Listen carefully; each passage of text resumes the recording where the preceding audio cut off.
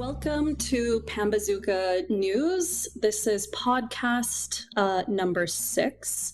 My name is Amber Murray. I'm a political geographer and a member of the editorial advisory board of Pambazuka News. I'm joined by my colleague and friend, Professor Patricia Daley, who is a professor of the human geography of Africa at the University of Oxford and is the chair of the editorial advisory board of Pambazuka News.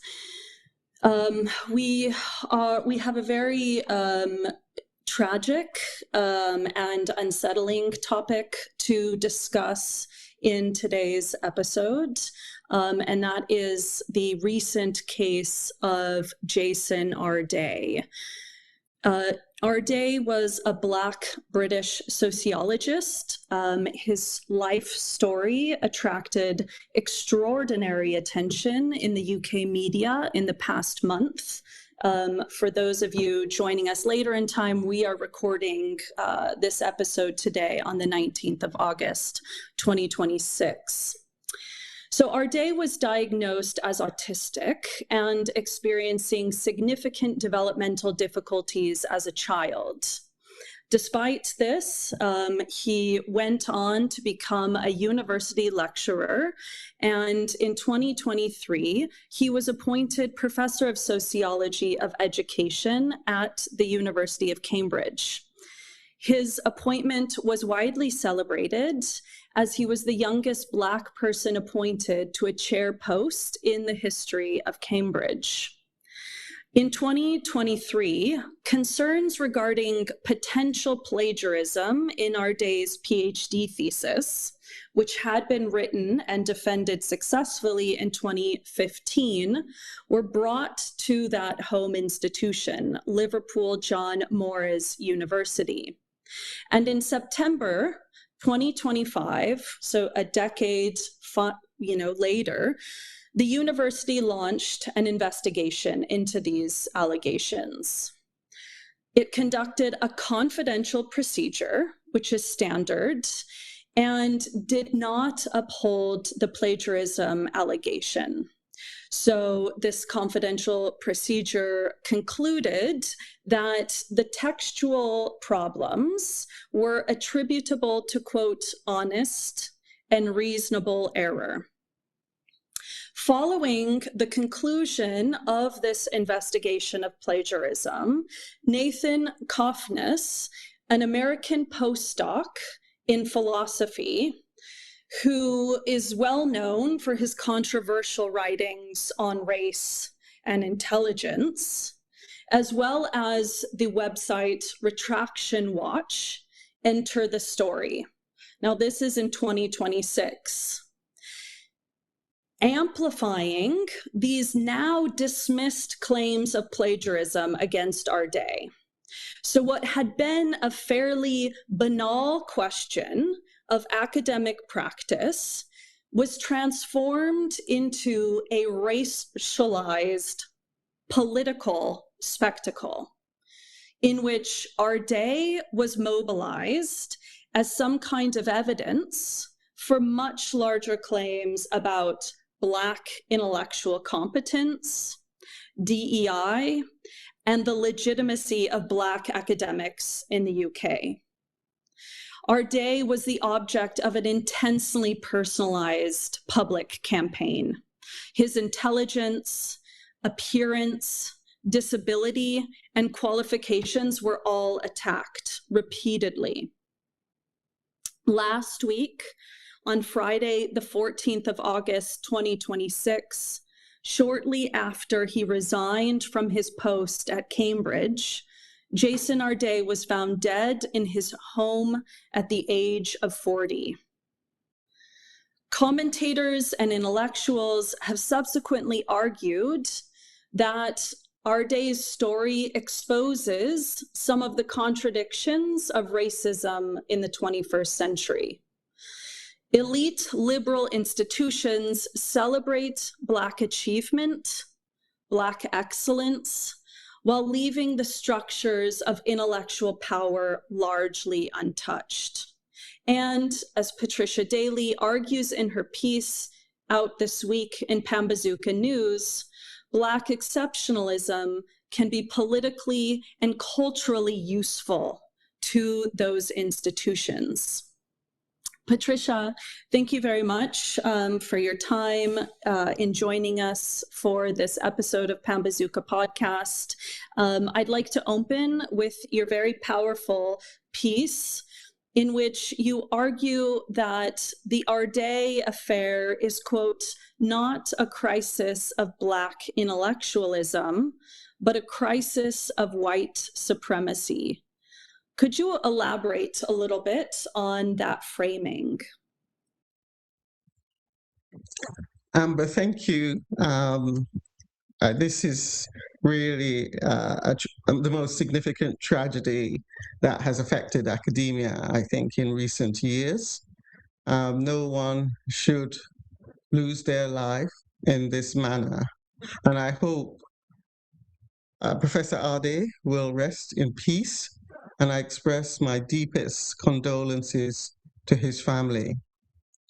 There are three main reasons why I say this is an issue not of Black intellectualism, but a crisis of white supremacy. And I think first thing is the situation that Professor Arday found himself in had nothing to do with Black intellectualism, as the eugenicist would want us to argue. It was a private matter between Professor Arday and his institution, which should have been settled internally. It became a community matter when the racists in the media sought to extend it to all Black scholars. And we don't need, I think, to reaffirm our excellence or prove to anyone that we're not like Jason. We are humans. And as the journalist Gary Young argues, we should be able to be mediocre like most white academics. We don't always have to be excellent. We also have a long tradition of what we term scholarly excellence, Black scholarly excellence in the UK. When we think of C.L.R. James, George Padmore, Stuart Hall, Darcus Howe, Benjamin Zephaniah, Hakim Adi, there are a huge number of scholars who have done exceptional work, and many of them outside of the ivory tower, but they still continue to produce intellectually incisive and generative work. So Black intellectualism in Britain is stronger now because we have these foundational scholars as our base. And the second reason really is to do with statistics. And statistics show a real shortage of Black academics in UK universities. 1% of professors nationwide, and at Cambridge only 0.4% of professors. And I suspect the majority of this very small number were not Black British when they were appointed, for a variety of reasons, because of racism and nepotism that makes it actually difficult for Black students to advance to doctoral level. Black academics in Britain have been unsupported in their institutions. We don't have historically Black institutions. We don't have universities that are predominantly Black. So in order to enter academia, we have to enter white institutions and we have to enter white spaces. And therefore, we are vulnerable in a variety of ways in those institutions, and we are not expected to thrive. I think also for young people, because of this lack of Black presence and a small number of Black professors in these institutions, there are very few role models for young people to aspire to. Jason was a role model, and for young Black people, he was charismatic, and he could speak to them in a way that engaged them and make them want to consider academia as a career. But also, I think one of the reasons why there are not many young Black academics is that many people coming from relatively poor backgrounds tend not to choose academia. They'd rather go into law or medicine or finance because, of course, those occupations are far better paid. So if you're from a family of struggle, the last thing you want to do is to be an academic. And I've heard that said to me, not just by my Black students, but also by some of my white students from working class background. They want a job where they could make money and have a decent standard of living. And I think finally, I mean, white supremacists seem to think that any Black presence is threatening to the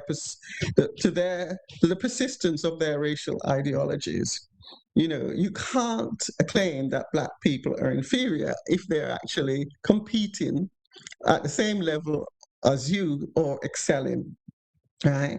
And I think, in fact, they seem to think that these equality and diversity policy, which is what we call equality, diversity, and inclusion policy, is what we call the DEI in the UK.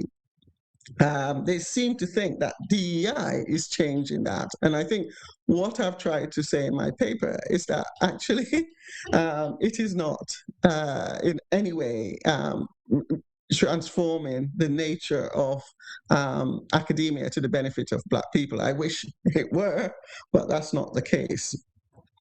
And I think, you know, I think for them, it's actually a losing battle. That's why I say it's a crisis.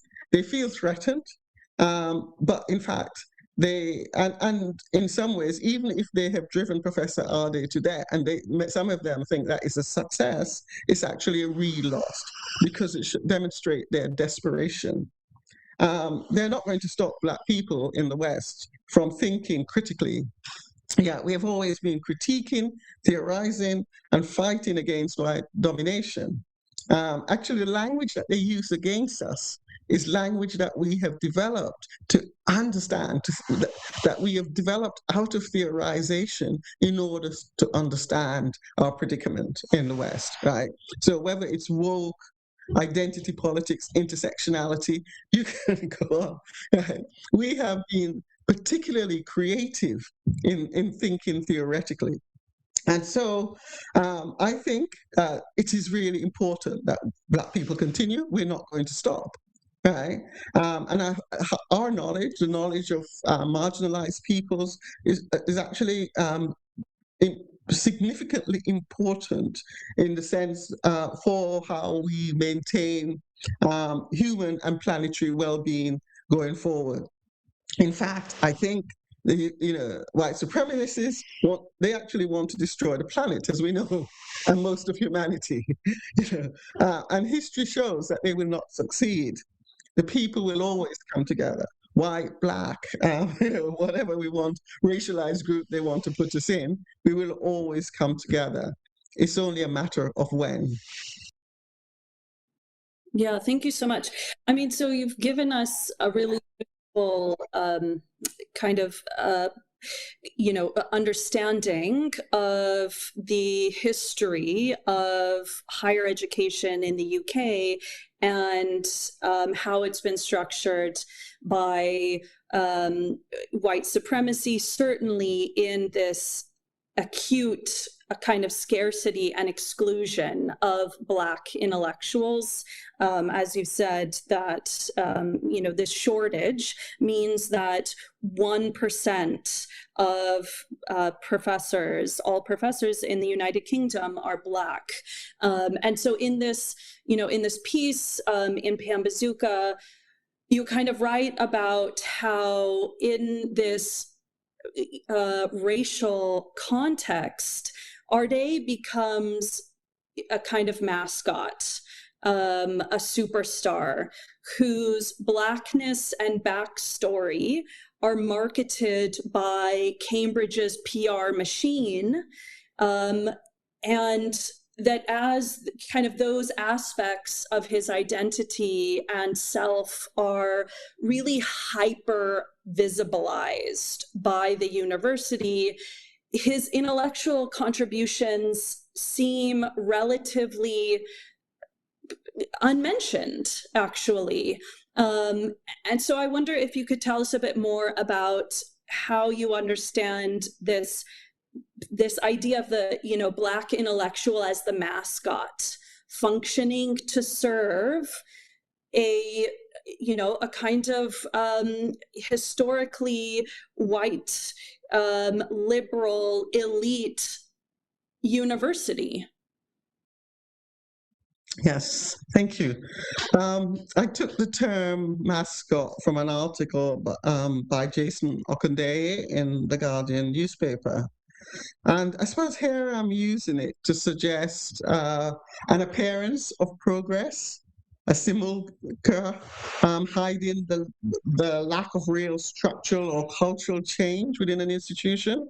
And if we look at our political life at the moment, right, in various political groupings, right, you'll see in Black people being used, in ways strategically to advance positions that might negatively impact on the Black community, right? So a mascot actually is quite important, because these mascots are saying, oh, look how we've changed, look how. But in fact, if you look at the politics below, if you look at what these organizations, institutions, political parties, and so on are doing, they're actually the opposite of what the mascot, should represent.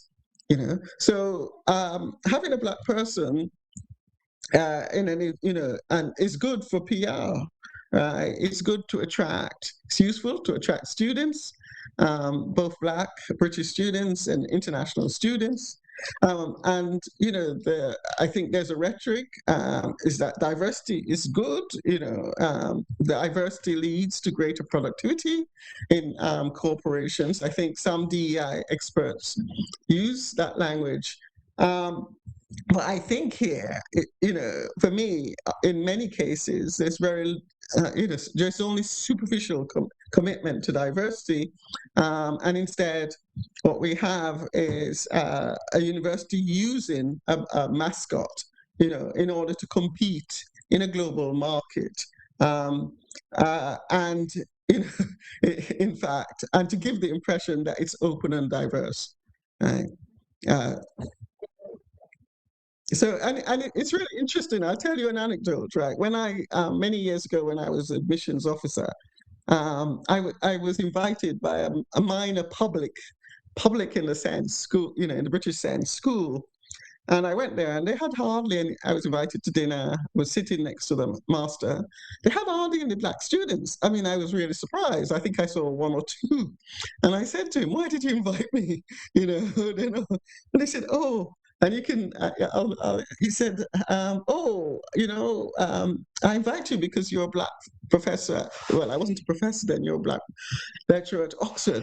If my students see that a Black person can get to Oxford, then they will aspire to get to Oxford too. And it was such a disgusting thing to say, right? But I'm just saying, right? It's not, Arday wasn't just a mascot for Black students. He was also a mascot for other people who might aspire, right, who think that they might not be good enough to get in. And that person was just looking at my skin color. I did give a talk though, so perhaps that combined as well. But so yes, and mascots can vary. They don't have to remain the same over time. But at this particular juncture, Arday was unfortunately, I think, used in that way. Yeah, I mean, I wonder, because I think that this notion of being rendered a mascot, it speaks to certainly wider dynamics beyond our day, and so I wonder how you think. Like, how can Black intellectuals working in the UK resist what are probably like very real seductions of, by the neoliberal institution of becoming a mascot, like promotion and the accolades, and I don't know. I mean, I wonder if you think there's a way beyond, Jason Arday's life story or any speculation about his position on this. Is there a way to like do that strategically, to co-opt some of that marketization? Or I'm just wondering, like, how, even what your advice would be for Black DPhil scholars who themselves are trying to navigate inevitably also this commodification, a racialized commodification of their labor. I suppose it is not revelatory to say that our universities are neoliberal institutions, and knowledge. And I think I tried to show that in the article. I've been in academia a long time, and I've looked at the way in which knowledge have been commodified. Individual academics have been encouraged to sell their labor. We are encouraged to promote ourselves. We are encouraged to act as consultants. We are encouraged to innovate. And all this is, there's nothing wrong with some of this. Some of, if you're in the sciences, you might be able to make a fortune, probably. But for many in the social sciences and humanities, that are sometimes not issue. Arday was a consultant, so that's one of the reasons I think he was able to use his knowledge and commodify in a way and you might say in a way that would help Black students and Black academics in the institutions for which he worked. So at one level, I think it's difficult not to be, because it's the nature of contemporary academia, where we are supposed to market ourselves.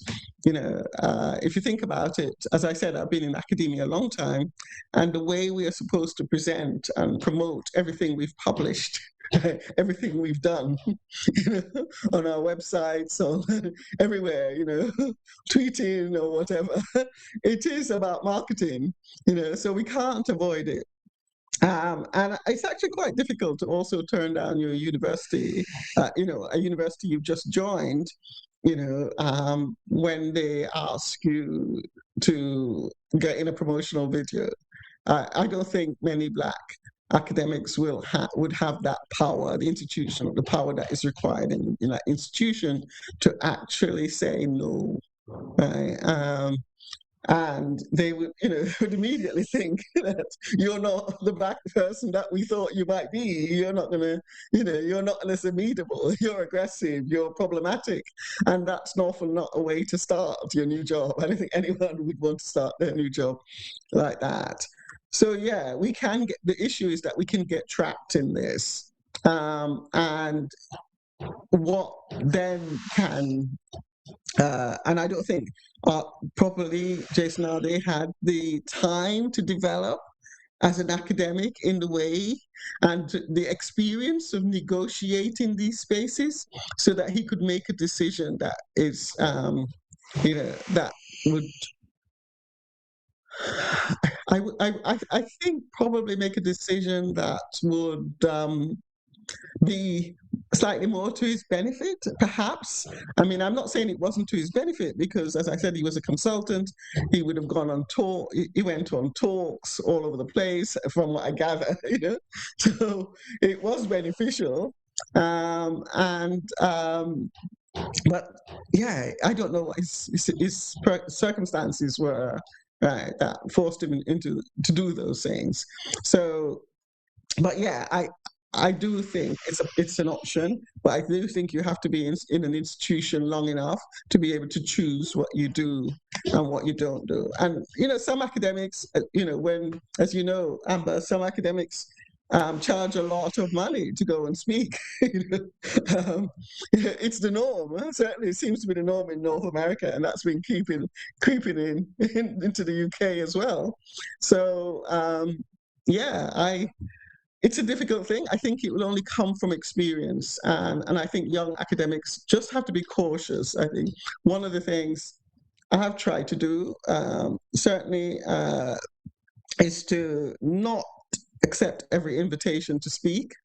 But that's just come with experience, right? Because obviously, as I said, because we're in the neoliberal institution, we're supposed to market ourselves, and if you're invited to speak, you'll go, it'll go on your CV and so on. And I've done a lot of that, but as with experience, I realize you don't need to. And there's some things that you don't have any expertise on, so you don't need to actually go, recommend somebody else who has the expertise. So I think that's an important thing that I think some of us minority academics need to think about, because often we are called to speak on all sorts of things which we have very little knowledge or expertise on, and you wonder whether they're asking you because of your skin color rather than because of the actual research.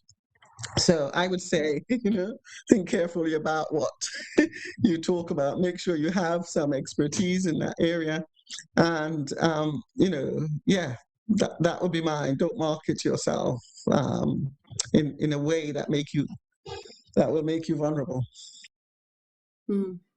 Absolutely.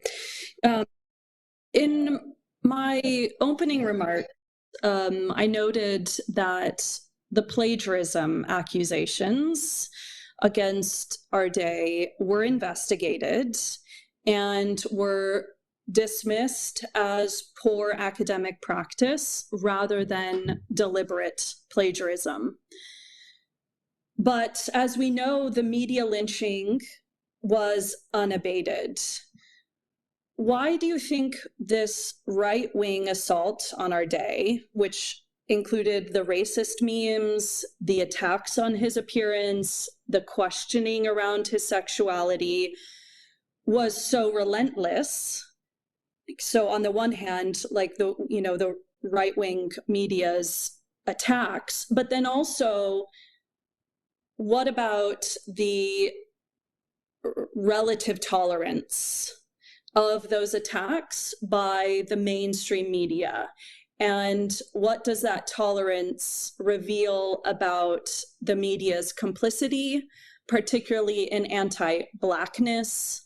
And I wonder also if you think these things are like particular manifestations in the UK, or how much also this is a kind of a larger kind of global or international story. Okay. That's a big question, and just interrupt me if I don't answer. I haven't written it down, so interrupt me if I don't answer all parts of it. As I said earlier, I grew up in my teens, and some of my earlier years were spent in the UK. I grew up here, and for me, it was the 70s and 80s were really horrific in terms of how the media represented Black people. Simply everything bad has been or was and continues to be attributed to Black people. Actions by Black individuals were always extrapolated to the whole Black people as a group.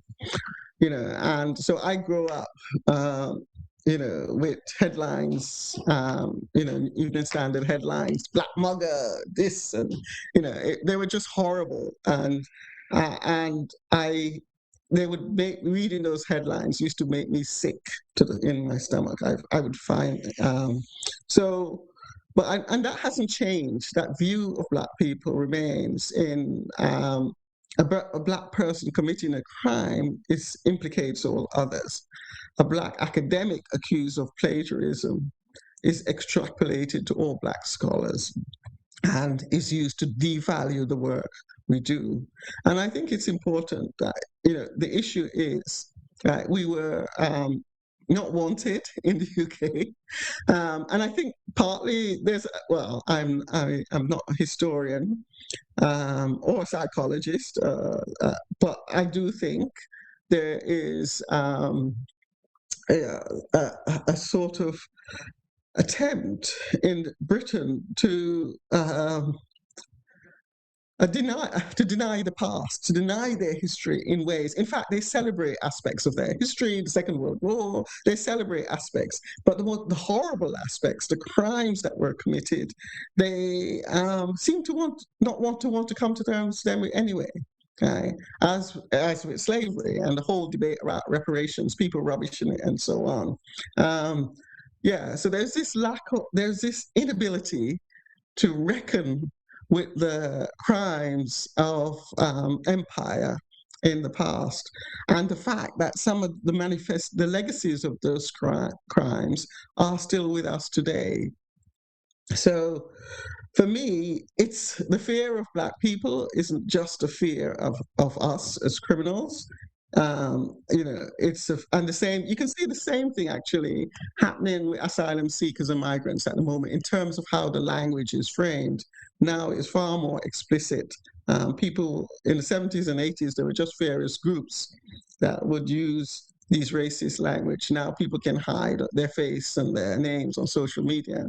And newspapers don't feel that they have to temper their language in the way that they might have done in the past. So I don't see what the extrapolation from Arday to Black academics is just part of the course in terms of how racists have always treated Black people within the society. So I suppose Black academics have just never had this assault, but Black boys have, young Black boys walking around, young Black men. Actually, even with me as an elderly Black woman, when I stand up sometimes next to an elderly or middle-aged white woman on the bus or walk up to wherever, they hold their bags tightly, and I just think I just smile now. Because I just, sometimes I actually say to them, "You think I'm a mugger? You think I'm going to grab your bag?" But now, most of the time, I just smile because it's so embedded. After reading so many articles about the criminality of Black people, it's so embedded in their psyche that I don't think sometimes they really, realize what they're doing. So yeah, is it like that in the rest of the world? I think colonialism was actually destroy. I mean, the sort of racial ideology which accompanied colonialism globally promoted anti-Blackness. So that there are certain groups. I mean, so it's not just anti-Blackness from white people. There's anti-Blackness from other racialized groups, as we know, who think they are superior. And in the sort of colonial Darwinian racial hierarchy, they're higher up in the hierarchy. They have greater proximity to whiteness. So, of course, they see themselves as more important, and Black people, therefore, are at the bottom, and they can associate everything negative with Black people. They don't want to be Black people. They don't want to be beside Black people. They don't want any proximity to Black people. So I see that as a global phenomena, and it's also a problem even within the Black community.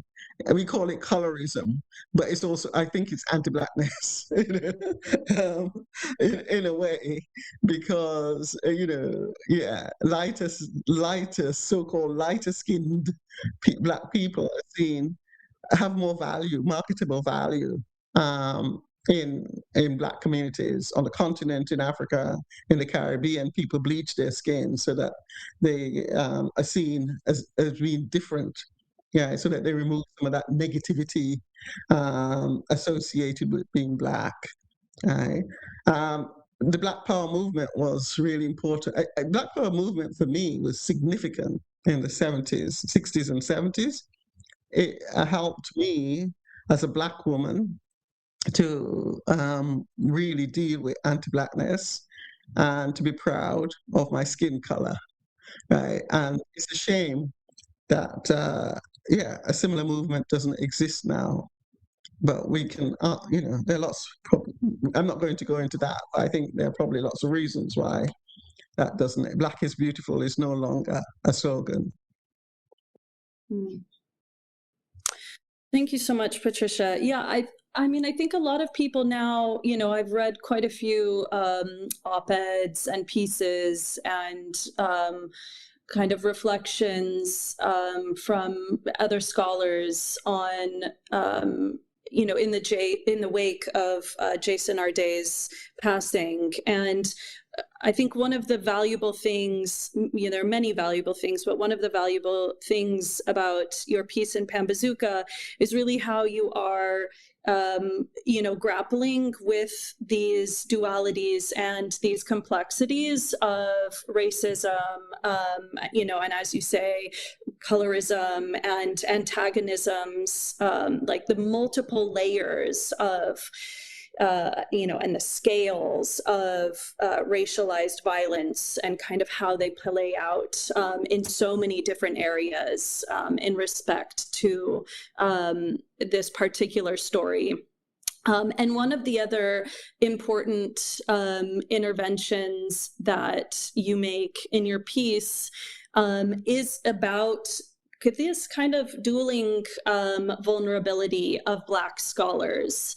That both in Africa and in the diaspora, to kind of accusations of plagiarism on the one hand, but then on the other, intellectual erasure and capture.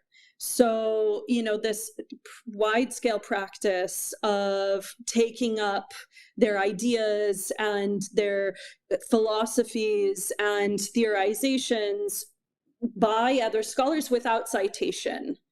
And so I wonder, could you tell us a bit more about the Arday case and about this matter of racial distribution and intellectual credibility, really, like who is presumed to be an original thinker and who's vulnerable to having their ideas appropriated, sometimes openly appropriated, without, any suspicion of the people who are engaging in those practices of academic capture.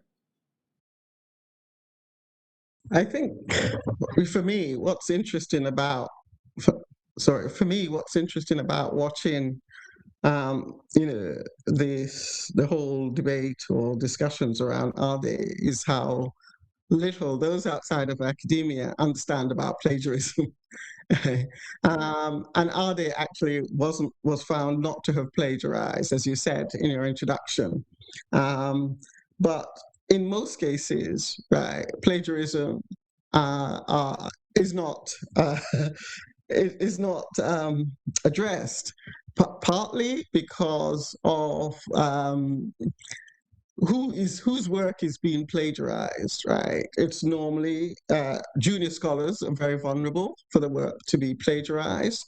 It's normally academics from the global South, Black academics who, and so, yeah, a significant amount of, and I really do talk about this because even, I mentioned myself, I can think of about 5 times that my work has been plagiarized. Once, right, when I had to stop a particular research direction I was going in because I gave the paper at a conference, and next thing I know, this person had published something virtually echoing everything I'd said, and I had to go back and say, "Who is this?" I was, and I realized that this person was on the panel, so. It's something I advise my my PhD students not present their work until it's going to be published, or they've because the work can be plagiarized. So yeah, black scholars are particularly vulnerable. But I think this takes me back, and Amber, there's been a debate that's been going around for some time around the geopolitics of knowledge production. Right, in which part of the world, is has, or in which part of the world has been seen as a sort of site of expert knowledge production, right? Where are the traditional universities, or what we see as the traditional universities nowadays in the modern era, right? And it's, the global north, Europe, North America, Australia, to some extent, Australasia. Those are the places where people who work in those places are seen to produce expert knowledge, original knowledge, right? And they, in some sense, they tend to dominate disciplines. And people working in the global south, right, are not seen as academics, as not seen as theoreticians, right?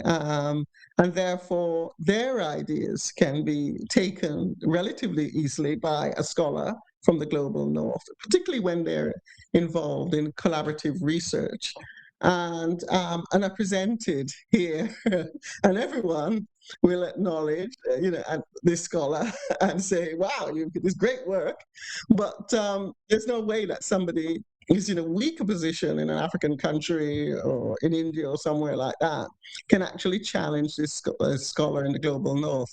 And these scholars, who are predominantly white, obviously, because the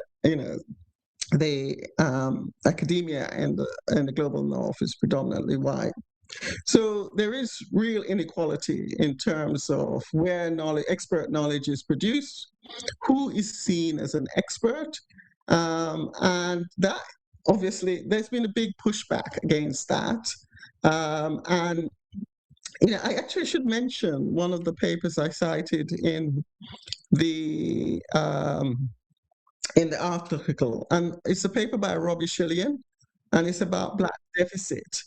And it's about how the idea of the lack of competence, academic competence amongst Black people, actually became part of the British academia. And he looks back to some of the early work by anthropologists and sociologists, where they were looking at race relations, right? And some of the early work on race relations began in the copper belt of Zambia and places like that. And they brought those ideas to the institutions in the UK and elsewhere. And so from then on, there's, that link to social Darwinism, which is being discredited, really, but yet it prevails, amongst eugenicists. That idea of Black deficit has become, it still remains within academia. And when I first started reading about on this topic many years ago, I came across a book that was edited by some, I think, Latino scholars, an American text, and it was like presumed incompetent, race, class, and power and resistance of women. And it talks about how women scholars, minority scholars, and so on, are seen as less competent within, in contrast to their white peers, even when they're in the academy. So you might be in the academy, right? But what you do is still challenge, not to promote the development of ideas, but because they immediately assume that you can't possibly come up with any original idea. So yeah, I think there's a real issue there, which our presence in the academy is disproving. And I think that's why our presence in the academy then becomes a crisis for white supremacy. Right? Because just by being here, right, we are challenging their views that of Black incompetence. And I think that's what they're trying to say by extrapolating from Professor Arday to the Black group generally, and then to discredit all Black academics. Right? But it's their problem. It's not our problem. Yeah, thank you so much. And Robbie Shilliam's scholarship has been so important. I love that series that he put out some years ago about Black deficit. And in your piece, one of the, you do look at some of the institutional responses of universities in the UK to the absence of Black academics. And one of those that you look at is the Race Equality Charter. But you point out that there are distinctions between the Race Equality Charter and the kind of gender affirmative Athena Swan framework, that both are kind of in a shared, decade and in a shared period of time, but there are important distinctions between them, and that those distinctions probably signal kind of institutional sincerity or lack thereof. Could you tell us a little bit about kind of the argument that you're making around why the Race Equality Charter, like what it was and why it wasn't effective in creating genuine institutional accountability?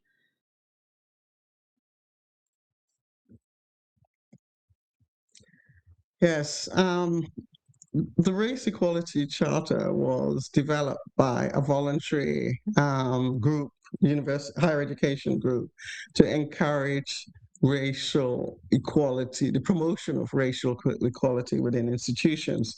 So it's not a regulatory body. It doesn't, we have the Equality Act of 2010. Which is supposed to do something similar. But again, the Equality Act of 2010 doesn't allow what we would call affirmative, what Americans call affirmative action, right? So, academics, institutions can, go some way to try and recruit a diverse pool, but it becomes complex then, in terms of shortlisting and interviewing and who they select, right? So, yeah, we don't have affirmative action. So how do you get universities then to employ a diverse community? And one of what was successful in terms of the inclusion of women was, as you mentioned, a program called Athena Swan, which was linked to, which had, if it was really aimed at science departments, and science departments had to prove that they were actively trying to diversify their staff and student body when they make grant applications, right? So there was a sort of funding component there. So if you want to get funding from certain funding bodies, you had to respond, in a way that will suggest to that funding body that you were likely to put in place concrete actions, or you had in place concrete actions to bring about, to bring more women into your institution or departments. The Race Equality Charter isn't like that. It is about universities talking about their intent or the actions that they might want to take. And they're given awards like Athena Swan. They have bronze. There are three categories of awards: bronze, silver, gold. And most universities, I haven't got the data I haven't looked up the data to see how many universities are where, but most of them at least aim to get a bronze. And they will have, and if they're successful, and this is just them basically saying largely what their intention is, but they don't actually have to put those intentions into real actions. And for me, that is the problem. So even if you have a bronze, it's good that you've got somebody to write a really interesting document. and collected some data and write an interesting document, but you haven't, you can get away with not actualizing those actions that you've proposed that you will undertake. So that's the situation we have, I think, and that's why very little progress has been made. And there are assumptions in the media that, since Black Lives Matter, there's a huge number of Black academics have been appointed and so on. But when you look at the data, you realize otherwise, the numbers are so low, right? And, I can't see how they can improve unless there's real commitment for change. And I think some of that, it's got to be done both at the, they've got to be financial inducements. There's got to be some legislative pressure. Right? Universities weren't too keen on, I think, when around 2010s, when David Lammy started to ask about the composition of student body, especially the racial composition, it did propel universities to think seriously about their recruitment processes, and that did lead to some increase in some racial diversity in some student bodies, some institutions. I think even my own, but yeah, there's nothing like that in a way, about staff. And it's not just, I think, about appointing the staff, it's how we support the staff once they're in an institution. What's the research culture that they are trying to survive in? Do they get, encouraged and supported to get grants? Now your academic career is really dependent on you bringing in income and bringing in grants. And if you're not supported, you can't thrive in institutions. You can't do the research that you need to do. And I suspect, like for Jason Arday, he was just about at that stage when he could probably get grants to do more substantive research. But it is really difficult for most Black academics. They do their research on very, very little funding. And this research is also valuable to the institution, which is, I find, really interesting. But yeah, I think the other thing is, there have been some changes from student campaigns, but not substantive changes. And I think also not long-term changes, right? So you might have a good year when you have high proportion, a slightly increase in the proportion of Black students, and the next year, none. So what is going along then? What sort of pipeline are we encouraging? How do we support those who show promise, particularly within academia? As I said, it's not as lucrative financially as other areas. So we have to nurture those people who have the talent to succeed within academia. And we have some amazing talent. It's just that they don't always have, the desire to come into academia. In terms of, I suppose one of the things I've thought about as well is whether universities can change. And I always go back to that article by Robin Kelly. I think the article is called Black Study, Black Struggle. And he's writing about student activism in the 2010s. And he's basically saying, the universities are built upon sort of social and very racialized social and epistemological architecture. And therefore, it is really difficult to transform them. You can't just add Black faces, darker faces, safer spaces, as some of the students wanted, better training. I mean, we do the training, or even a curriculum that has some, Black authors on them or whatever. That's not going to change university fundamentally, and so you need to have full commitment, I think, from the very top right down to the students, full commitment to change, and really come up with ways in which you can support Black academics. And I think, some institutions in the US, I think, certainly before this administration, had started to support young Black academics. And I think that, that's something Britain has to do. I mean, in some sense, I think Kelly says we are not in the university. There are people who are not in the university. They're in the university, sorry. There are people who are in the university, but not of the university. And I think that's really important to remember. And I think probably that's what Jason, I don't know if Jason understood this, right? That, he might have been given a job, but, and I said that in my paper, we're always under surveillance. We're always, and the setup in these spaces, especially if you're coming from a Black working class background, isn't conducive to embrace us in any way whatsoever. And therefore, we have to have the tools to be able to deal with what will come at us in these spaces in order to be able to thrive and survive.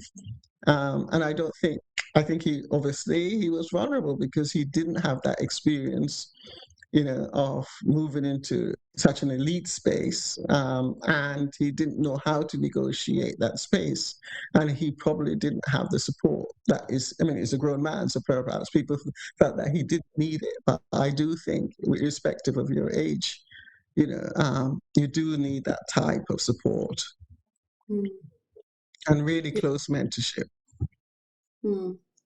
Thank you so much, Patricia. Yeah, I'm struck by, I love that language and the way that you've said it there, that, institutionally we need a full commitment. And yet I'm also thinking about, the appropriations, the surveillance, as you said, the ways in which this onslaught of, it ebbs and flows. This has been a permanent feature, but, the far right and the appropriation of the very language of dissent. And so how, the kind of, just the praxis question of what it means to manifest that full commitment with this totality of, just the forces against the project seem so entrenched. And in some ways, as I was kind of watching this tragedy unfold, it seemed really like in slow motion. It was like, between these different forces of, a neoliberal, like quite colonial, university with a very problematic colonial and racist heritage and legacy and reality now, and the far right. And somehow it just seemed like also a mirror into the crisis of, a kind of progressive left, if we can use that language, if something like that still exists. It wasn't visible quite in the tapestry that it was, a fight between the far right and kind of elite liberal universities, and the far right, kind of were victorious, at least in the media, in dominating this racialized, hyperbolic, anti-Black narrative. And so, of course, getting to that full commitment is part and parcel of what Pambazuka is really about. And your work has been so important at the University of Oxford, but also at Pambazuka, in collectively galvanizing an entire generation of scholars and activists to understand the complexities of all of the the histories and the things that we've discussed today. So I know I've taken a lot of your time, and you have shared so much wisdom with us already. I think I would just turn it back to you for a kind of last word, if there's anything that you wanted to discuss that I didn't ask you about, or, lessons for certainly our friends and peers, on the African continent, working class people globally, global Africa, where I don't want to ask you for optimism after everything pessimistic that I've just said, but kind of, where does this leave us? And, perhaps why collective organization is really so important in this moment.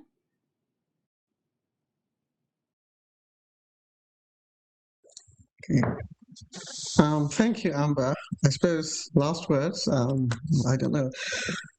I don't think, I obviously have discussions with my colleagues who work on fascism and the history of fascism and so on. And the view is that fascism cannot survive. It doesn't survive for very long. It eats itself. It's self-destruct. It's destructive to others, but it's also self-destructive in a way.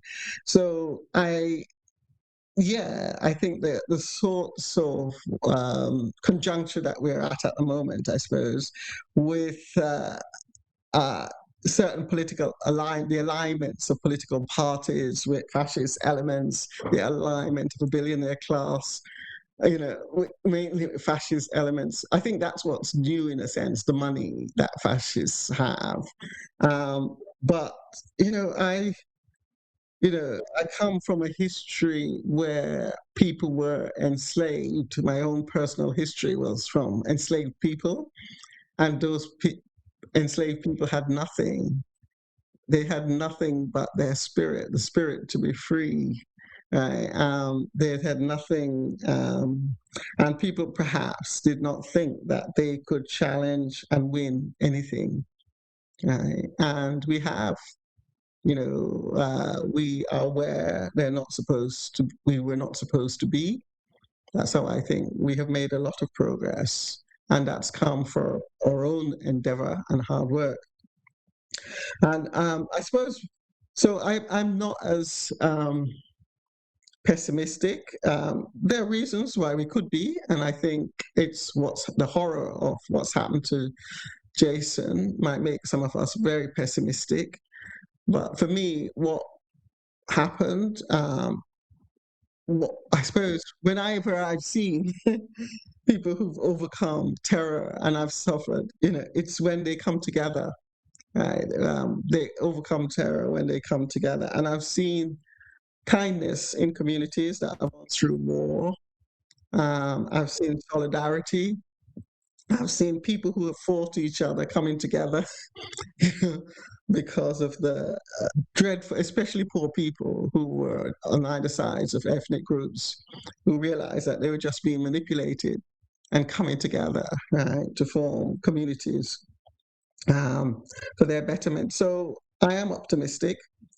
I think for Black scholars, and I think most Black scholars, you go into academia, as I said, not for the money. Largely anyway, you don't go in for the money, you go in because there's something that you're passionate about, a bit of research often that you're passionate about, something, you want to find out about the world.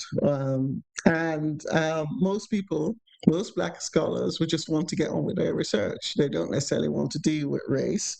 I don't think, apart from those studying race, and I think it's important to study race, because those Black scholars who don't want to deal with race are hindered from getting on with their research because of race and racism. Right? So it's important that scholars like Jason, who are doing such meaningful work, continue to do that work. Right? But I think also we have to learn how we navigate the academy, and those of us who are older really should start having conversations with younger scholars about how you survive in these spaces where you're not meant to be. Okay? And I think our survival will come from our solidarity and solidarity with others. I do believe, or we talked about the left, and I think there's a lot of generalization about the left, and I do think the left is a very nuanced group, right? Um, like like the right to some extent, right? We're not, and yeah. So although I sometimes use the left in a very general way, I think we ought to, recognize that some people on the left are not necessarily can be anti-black.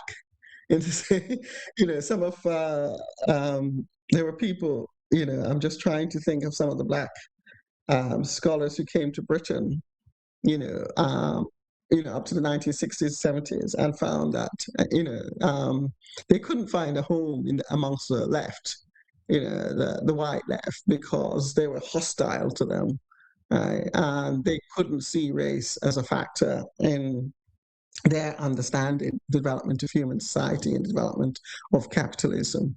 And I think we've had some excellent work that is really by people like Cedric Robinson, by Robin Kelly, by others, Ruth Wilson Gilmore, and so on, that have brought the importance of a racial lens in terms of our understanding of how modern capitalism or capitalism in the modern era has functioned. And I think most of us should read about that. Really, we should, read those scholars, because they will provide a sort of theoretical framework and the answers that will help us to solidify our position within these institutions and remove some of the vulnerability that we might have. So thank you.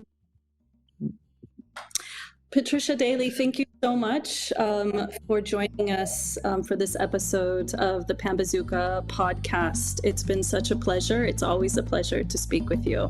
For our listeners, please check out Patricia's piece in Pambazuka News.